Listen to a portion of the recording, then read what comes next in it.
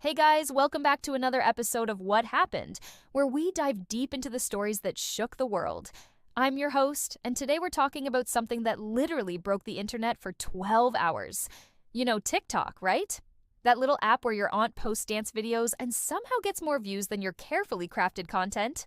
Well, on January 19th, 2025, 170 million Americans woke up to find their digital playground had vanished into thin air.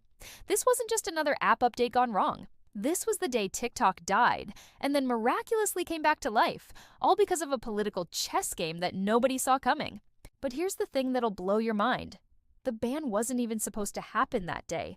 The Supreme Court had given their blessing, Congress had passed the law, and even President Biden was ready to let it slide on his last day in office. So what really went down during those 12 hours that changed everything? Why did TikTok choose to shut itself down voluntarily? And how did Donald Trump manage to resurrect an app that was supposed to be legally dead? Trust me, the real story is way more insane than anything you've seen on your For You page. Let's rewind to the beginning, because this whole mess started way before January 2025. Picture this. It's 2020, and Donald Trump is in the middle of his first presidency, throwing around executive orders like confetti at a New Year's party. TikTok was growing like wildfire, especially during the pandemic when everyone was stuck at home learning the latest dance craze. But Trump wasn't vibing with the algorithm. He saw TikTok as a national security threat, a digital Trojan horse that could potentially spy on American users and manipulate their minds. So he did what Trump does best. He tried to ban it. The whole thing was a mess from day one. Trump signed executive orders demanding that ByteDance, TikTok's Chinese parent company, sell the app to American buyers or face a complete shutdown. Oracle and Walmart jumped into the bidding war, ready to become the new owners of America's favorite time-wasting app.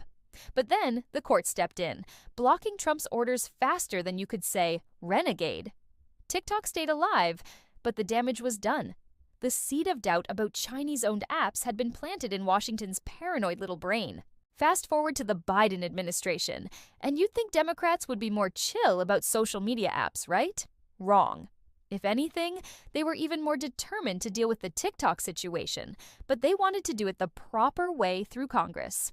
In April 2024, Biden signed what's officially called the Protecting Americans from Foreign Adversary-Controlled Applications Act. Catchy name, right? Basically, it gave ByteDance until January 19th, 2025, to find American buyers or watch their app get banned from every device in the United States. Now here's where it gets interesting. ByteDance didn't just sit around waiting for the deadline like some college student with a term paper. They lawyered up hard, challenging the law all the way to the Supreme Court. Their argument was simple. Banning TikTok violates the First Amendment rights of 170 million American users. It was a solid argument, honestly. How do you ban a platform where millions of people express themselves daily without trampling on free speech? But the Supreme Court wasn't buying it. On January 17th, just 2 days before the deadline, they delivered their verdict with all the drama of a reality TV finale. The justices unanimously upheld the ban, saying that national security concerns justified restricting the app. The court basically said, sorry TikTokers, but protecting America from potential Chinese interference is more important than your dance videos. ByteDance had officially lost their last legal lifeline. This is where things get absolutely wild, because nobody expected what happened next. January 18th, 2025 was supposed to be just another Saturday night in America. People were probably planning to scroll through TikTok before bed, maybe post a story about their weekend plans. Instead, around 10:30 p.m. Eastern Time, TikTok users across the country opened their apps to find something that looked like a digital obituary. The screen displayed a message that basically said, "Thanks for being part of the TikTok community, but we're shutting down due to the ban law." But here's the kicker. The law hadn't even officially taken effect yet. Biden was still president for one more day, and his administration had already indicated they weren't going to enforce the ban during their final hours. TikTok chose to kill itself before anyone actually pulled the trigger. It was like watching someone fake their own death in the most dramatic way possible. The decision to shut down voluntarily was pure strategic genius. And here's why.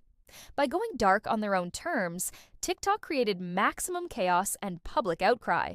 Imagine 170 million people suddenly losing access to their primary source of entertainment, news, and social connection all at once. It was digital withdrawal on a massive scale. Small businesses that relied on TikTok for marketing were panicking. Content creators who had built entire careers on the platform were freaking out. Parents were confused about why their teenagers were suddenly acting like the world had ended. But TikTok wasn't just throwing a tantrum. They were making a calculated political move because they knew something the public didn't. Donald Trump, who was less than 24 hours away from becoming president again, had been sending mixed signals about TikTok throughout his campaign. The same guy who tried to ban the app in 2020 had somehow become its unlikely savior by 2024. Trump had gained nearly 15 million followers on TikTok and was crediting the platform with helping him connect with younger voters. The transformation was honestly hilarious to watch. Trump went from calling TikTok a national security nightmare to posting videos of himself awkwardly trying to relate to Gen Z culture. His campaign team had convinced him that TikTok was actually a valuable tool for reaching voters who got their news from 30-second videos instead of traditional media. By election time, banning TikTok would have meant alienating millions of his own supporters. So, when TikTok went dark that Saturday night, Trump saw an opportunity to play the hero. Within hours of the shutdown, he posted on Truth Social promising to issue an executive order extending the deadline once he took office. He guaranteed that any companies helping TikTok stay operational wouldn't face legal penalties. It was like watching a superhero origin story, except the superhero was a former president, and the city he was saving was the internet. The response was immediate and dramatic. Tech companies that had been preparing to cut ties with TikTok suddenly paused their plans. Apple and Google, who had already removed TikTok from their app stores, found themselves in an impossible position. They were legally required to enforce the ban, but the incoming president was basically telling them to ignore federal law. Oracle and other companies providing cloud services to TikTok were caught in the middle of a legal nightmare. Meanwhile, TikTok users weren't just sitting around waiting for politicians to figure things out. They started what can only be described as the Great TikTok Migration of 2025. Millions of Americans began downloading something called RedNote, which is basically Chinese Instagram mixed with TikTok. The irony was incredible. Congress banned TikTok to keep Americans away from Chinese social media apps, and their response was to download an even more Chinese social media app. The hashtag TikTok refugee started trending on RedNote as American users flooded the platform. Chinese users were welcoming them with open arms, creating content to help Americans navigate the new app. It was like watching the most wholesome international cultural exchange. Except it was happening because the U.S. government had accidentally pushed their citizens toward the very thing they were trying to prevent. By Sunday morning, January 19th, the political pressure was enormous. TikTok had successfully created a crisis that demanded immediate attention from the incoming administration. At exactly 12 p.m. Eastern Time, almost exactly 12 hours after going dark, TikTok began restoring service across the United States. They posted a message thanking Donald Trump for providing assurance that service providers wouldn't face penalties. The app was back, but it wasn't quite the same. Trump made good on his promise. On January 20th, his very first day back in office, he signed an executive order giving TikTok a 75-day reprieve. The order essentially told the Department of Justice to stop enforcing the ban while his administration worked out a long-term solution. Companies that continued working with TikTok received official letters saying they wouldn't be prosecuted. It was like getting a presidential pardon before you'd even been charged with a crime. But here's where the story gets even more complicated, because Trump's executive order didn't actually change the underlying law. Congress had passed legislation requiring ByteDance to sell TikTok, and executive orders can't overturn laws passed by Congress.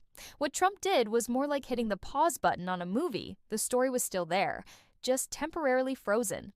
The legal experts were having a field day trying to explain how this was all supposed to work. Could the president really just ignore a law passed by Congress? How long could he keep extending the deadline? What would happen if ByteDance never found American buyers? It was like watching a constitutional crisis play out in real time, except everyone was too busy making TikTok videos about it to fully grasp the implications. Apple and Google initially refused to put TikTok back in their app stores, even after Trump's executive order. They argued that they needed clearer legal protection before risking potential liability. For weeks, existing users could access TikTok, but new users couldn't download it. It wasn't until February 13th that the app returned to app stores after months of legal back and forth between tech companies and the federal government. The whole situation created this bizarre parallel universe where TikTok was simultaneously banned and not banned. The law said it was illegal, but the president said, "Don't worry about it." Companies were getting mixed messages from different parts of the government. Users never knew if their favorite app might disappear again without warning. It was like living in a legal twilight zone. Trump kept extending the deadline throughout 2025. April 5th became June 19th, which became September 17th, which became December 16th. Each extension came with promises that a deal was almost ready, that ByteDance was close to finding American buyers, that everything would be resolved soon. But behind the scenes, the negotiations were incredibly complex. The challenge wasn't just finding buyers with enough money to purchase one of the world's most valuable apps. The real problem was that any deal had to satisfy both American national security concerns and Chinese government restrictions. China had passed its own laws preventing the export of AI algorithms, which meant ByteDance couldn't sell TikTok's recommendation system, the very thing that made the app so addictive and successful. By September 2025, reports emerged that the US and China had reached a framework for a deal. The proposed solution would involve ByteDance keeping less than 20% ownership, while American investors controlled 80% of the company. It sounded simple on paper, but the details were incredibly complicated. How do you transfer control of an app while keeping the original company involved? How do you ensure that American investors actually have meaningful control over the algorithm and data security? The 12-hour death of TikTok on January 19th had accomplished exactly what ByteDance hoped it would.